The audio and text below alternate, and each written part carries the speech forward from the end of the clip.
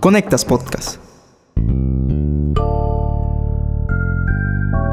En la última semana, el panorama político venezolano cambió radicalmente. La oposición y el gobierno firmaron, tras años de negociaciones, 2 acuerdos de cara a las elecciones presidenciales de 2024. Y un día después, Washington anunció que flexibilizaría las sanciones económicas al país, aunque con condiciones. Y el domingo la oposición realizó sus elecciones primarias. El asunto, para bien o para mal, se está moviendo. Esta semana en Tenemos que Hablar, la oposición venezolana tiene candidata. ¿Podrá competir contra el chavismo?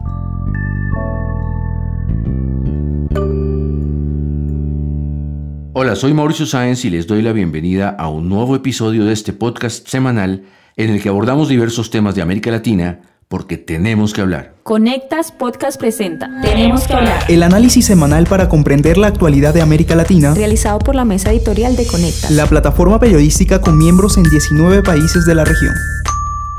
Y hoy asumo con cada uno de los venezolanos el compromiso de hacer valer este mandato.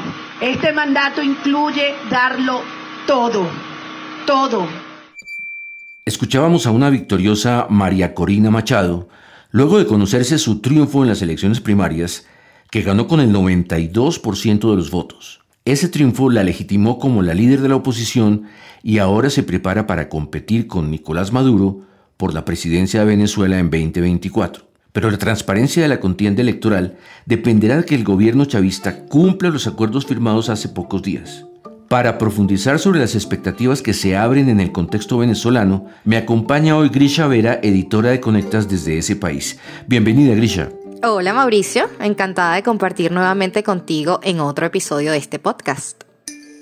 Grisha, según parece, el panorama político y económico de Venezuela dio un giro de 180 grados. Y ahora muchos venezolanos se ilusionan con unas elecciones presidenciales, pues justas en 2024. ¿Sí es como lo pintan? Lo es. La Venezuela de esta semana tiene proyecciones y esperanzas muy distintas a las de hace 15 días. La parte más amplia de la oposición cuenta con una líder que ganó la legitimidad de sus pares y también de gran parte de la comunidad internacional tras ganar las primarias que contaron con la participación de 2.4 millones de votantes. Y me detengo acá, porque la legitimidad no se la da solamente el hecho de haber ganado las elecciones con más del 90% de los votos. La movilización que logró este evento fue inesperada y refuerza aún más su legitimidad. Incluso la ejecución de estas primarias estuvo en duda hasta último momento porque tenía al Estado en contra. No se contó, por ejemplo, con el apoyo del Consejo Nacional Electoral. Muchísimos venezolanos no podían votar porque han migrado dentro y fuera del país. Los más jóvenes no se han podido inscribir en el registro electoral y además hubo bloqueo informativo más desinformación, entre otras muchas trabas. Impresionante, Grisha. ¿Y cuáles son las proyecciones en el otro aspecto que mencionas? Me refiero a la parte económica. Bueno, después de la flexibilización de las sanciones se prevé una mejora importante en los ingresos de Venezuela, algunas incluso inmediatas, porque ahora Venezuela puede vender el petróleo a precios de mercado y no con los descuentos hasta del 45% con el que lo ha vendido en los últimos años justo por las medidas estadounidenses. Pero dime, ¿eso no beneficia principalmente a Nicolás Maduro? Sobre todo porque él también se está preparando para buscar la nueva reelección. Sí, claro, fue la ganancia que obtuvo Maduro tras los acuerdos alcanzados, aunque la flexibilización también beneficia a los Estados Unidos y en general al país. Maduro ya no tiene muchas excusas para no atender a las demandas de los venezolanos, por ejemplo, el aumento de los salarios y las pensiones, que en este momento no les permiten ni la sobrevivencia. Ahora que mencionaste a ese actor importante en todo esto que es, pues, Estados Unidos, ¿qué gana ese país? ¿Por qué Biden decide revertir sus medidas justo ahora, en este contexto particular? Los expertos me apuntaban varias razones. Por ejemplo, por primera vez se presentó la oportunidad para usar esta medida como moneda de cambio para lograr la transición democrática. Esto porque se acercan las elecciones presidenciales en el país y porque la oposición logró organizarse. Pero todo esto también coincide con las elecciones presidenciales en Estados Unidos. Joe Biden, que aspira a la reelección, intenta con esta nueva medida frenar la inmigración irregular venezolana en su país, recuperar en el mediano plazo a uno de sus proveedores históricos de petróleo y atender la presión de este sector empresarial. Aunque Michael Shifter, de Diálogo Interamericano, me explicaba que no todo es positivo para la imagen de Biden. El hecho que ya hubo un acuerdo en este momento, justo cuando está estallido el Medio Oriente, un poco la percepción que Irán está atrás de todo esto, esto podría afectar de manera negativa Biden. O sea, me parece que podría ser utilizado por los republicanos para desarrollar la narrativa, el relato que Biden es un líder débil frente a figuras autoritarias en el mundo como Maduro. Entonces, esto podría ser un riesgo, pero yo creo que es más que compensado por el otro, por el efecto que podría tener en la economía y segundo, obviamente, para tener cooperación con Maduro para manejar y controlar la migración de venezolanos hacia Estados Unidos. De verdad que esta situación, por donde se le mire, resulta extraña. Por ejemplo, no me quedan muy claras las garantías que ofrece Maduro, porque si las cumple, podría poner en peligro su propia permanencia en el poder. Y justo él no puede darse ese lujo, entre otras cosas porque Estados Unidos lo acusa por narcoterrorismo y porque la Corte Penal Internacional lo investiga por violaciones a los derechos humanos. Como dicen, él está montado en el tigre. Exacto. Y justo por eso el gobierno de Maduro inhabilitó a la candidata opositora, lo que se traduce en un impedimento para ejercer cargos públicos. Con esta medida, que debemos aclarar es ilegal y arbitraria, Machado no podría inscribirse ante el ente electoral como candidata a las elecciones presidenciales. Y por esta y otras razones, Estados Unidos condiciona la flexibilización de las sanciones al cumplimiento de los acuerdos. Pero todos los expertos que consulté coinciden en que Maduro no revertirá esa medida contra María Corina Machado.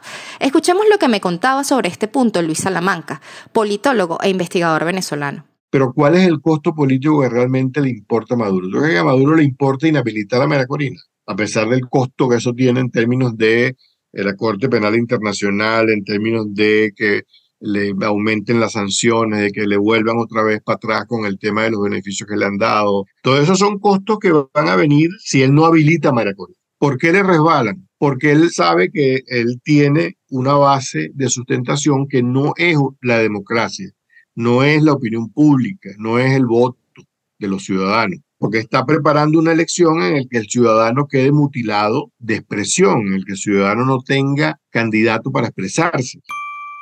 Grisha, pero desde ese punto de vista, pues todo se ve muy desesperanzador, al menos para los que esperan un cambio político en Venezuela.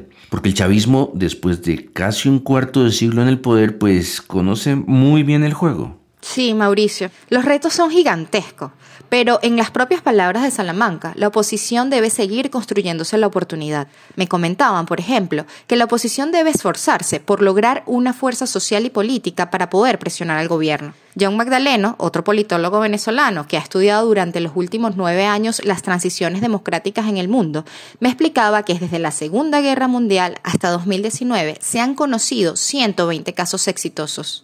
La variable más importante que explica por qué se producen los episodios exitosos de democratización es alguna modalidad de fractura de la coalición dominante.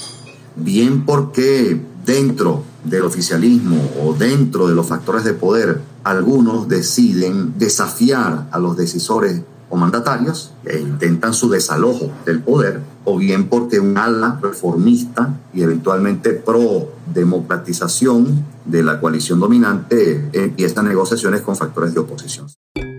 Incluso la reacción del chavismo al evento electoral del domingo pone en evidencia la postura de no ceder espacios a pesar de los acuerdos.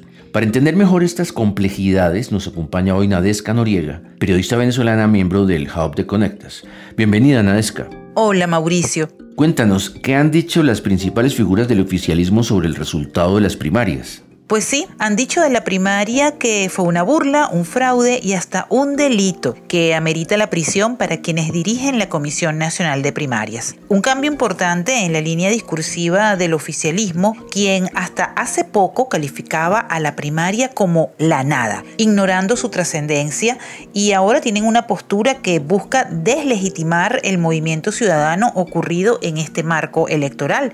Bueno, voces como Diosdado Cabello, Jorge Rodríguez, la propia esposa de Nicolás Maduro, Cilia Flores, intentan convencer a la opinión pública nacional e internacional que la primaria de la oposición fue un engaño para manipular a los venezolanos. Y ahora se ha sumado la voz del fiscal Tarek William Saab, quien ha anunciado que investigará a los organizadores de las primarias por delitos electorales. Bueno, pero lo que nos pintas es un panorama que me parece bastante oscuro porque confirma que el oficialismo no parece estar muy dispuesto a cumplir compromisos que pongan en peligro su poder.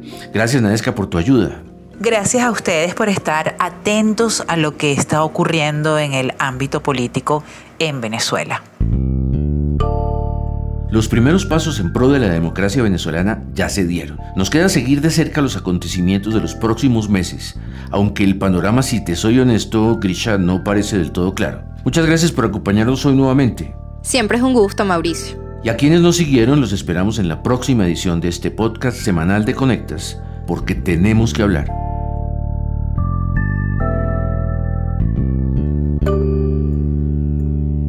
Para conocer a profundidad más contenidos de análisis sobre las Américas, visítanos en www.conectas.org. Escúchanos cada semana en Spotify, YouTube, Apple y Google Podcasts. Activa las notificaciones y déjanos tus comentarios porque en Latinoamérica tenemos que hablar.